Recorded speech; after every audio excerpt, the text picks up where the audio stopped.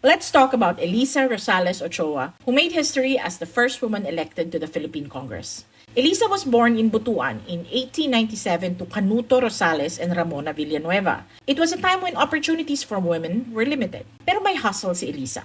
She moved to Manila to study and work at the Philippine General Hospital. This was where she met her husband, Dr. Enrique F. Ochoa. They had at least one daughter, Natividad, who was born in 1920. By 1930, newspapers were mentioning that Mrs. Elisa Ochoa was the national tennis singles champion in the Philippines. She was part of the Philippine tennis team that was going around Asia for exhibition matches and being groomed to compete in the Olympics. Sadly, the tennis players did not make it to the 1932 Los Angeles Olympics. We only sent athletes in track and field, boxing, and swimming. In 1936, while taking care of a family and working as the head nurse of the San Lazaro Hospital, Elisa also went to law school. Siya yung original na bayaning puyat.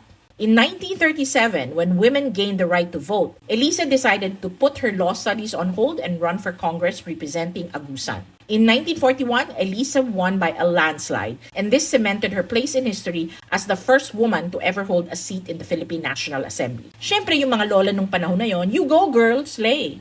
She was given a victory banquet by the League of Women Voters. Pero December 1942, when the Japanese invaded, Elisa volunteered with the Philippine Red Cross as a field nurse. As she tended the wounded in an emergency hospital in Manila, she was quoted, "At present, I am more useful as a nurse than as a congresswoman-elect." Despite the war, Elisa resolved to remain active in government to help her countrymen with whatever skills she had. She continued to fight for women empowerment. In 1943, Elisa had a radio program called Women's Hour, Filipino Women Rising to the Challenge. Elisa continued helping with humanitarian efforts and assisting those in need. She made sure that periculture centers or the child care facilities in the country were given budget allocations by the government so they could continue operating. After the war, she authored Commonwealth Act 704, an act to establish municipal maternity and charity clinics in rural areas. Kahit hindi na siya representante, tuloy lang yung trabaho ni Elisa. She served as a Presidential Technical Assistant on Health under Presidents Ramon Magsaysay and Carlos P. Garcia.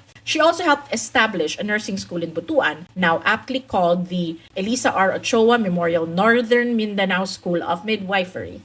Ang daming labada ni Lola Elisa. Marami siyang slash wife, slash mother, slash tennis star, slash nurse, slash politician, slash educator. Elisa Rosales-Ochoa showed us that women can lead, serve, and make a difference. In 1978, she passed away in her hometown at the age of 81. The government honored her legacy with a stamp. Sana hindi natin makalimutan yung kwento ni Lola Elisa. Sana magbigay ito ng inspirasyon sa mga kababaihan at kabataan na kung may gusto kang maabot, kumembot ka ng matindi-tindi. Kung mahirap gawin, basta go lang ng go.